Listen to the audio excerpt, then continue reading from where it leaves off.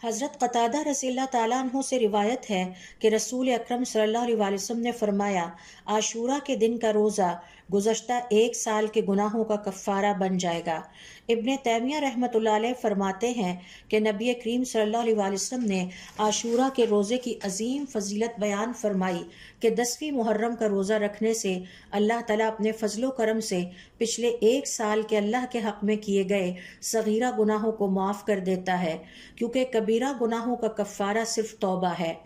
اللہ کے حق میں صغیرہ گناہوں کی مثالیں کیا ہیں؟ اہل علم کے مطابق بلا عذر نفل عبادت میں سستی کرنا، معمول کے اذکار ترک کر دینا، قرآن کریم کی تلاوت کے مواقع ضائع کرنا، قرآن کریم کی آیات کو غور و فکر کے بغیر پڑھنا، عبادت میں صفائی اور طہارت کے معاملات میں لاپرواہی برتنا، عبادت اور نماز میں خشوع و خضوع کی کمی، نیکی کے مواقع بلا وجہ مؤخر کرتے جانا،